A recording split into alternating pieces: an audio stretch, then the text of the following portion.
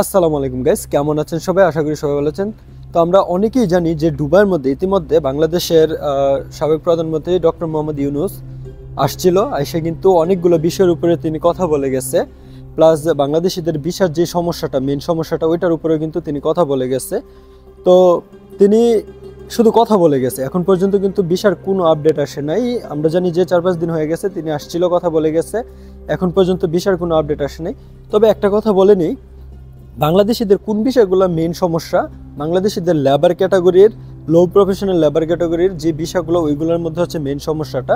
যাদের কাছে আসলে সার্টিফিকেট নাই, যাদের এডুকেশনাল সার্টিফিকেট নেই, আপনারা হয়তো বুঝতে পারতেছেন, তারা কিন্তু বিষয়গুলো লাগাইতে পারতেছে না। এছাড়া যাদের কাছে সার্টিফিকেট আছে, যাদের কাছে হাই প্রফেশনের সার্টিফিকেট আছে, ডিগ্রি বেসের সার্টিফিকেট আছে, তারা কিন্তু হাই প্রফেশনের ভিসাগুলো লাগাইতে পারতেছে।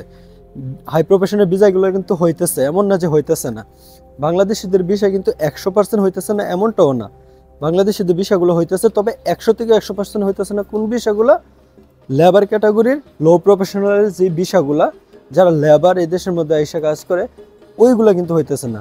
আর যারা হাই প্রফেশনাল ভিসা, আচ্ছা কথা বলেনি, হাই প্রফেশনাল ভিসা লাগেও কিন্তু লেবারের কাজ করে, ওইটা বিষয় না। বিষয়টা হচ্ছে যে মানে হাই প্রফেশনাল ভিসাগুলো খোলা আছে, লো প্রফেশনালের ভিসাগুলা খোলা নেই আর কি, বন্ধ আছে। খোলা আছে বলতে কিছু কিছু ভিসা কিন্তু আবার রিজেক্ট হইতেছে, কিছু কিছু ভিসা হইতেছে।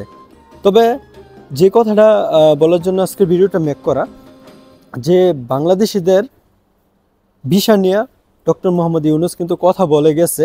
হয়তোবা খুব শীঘ্রই আমরা কোনো সুসংবাদ শুনতে পারবো, সেই সুসংবাদের আশায় আছে আর কি।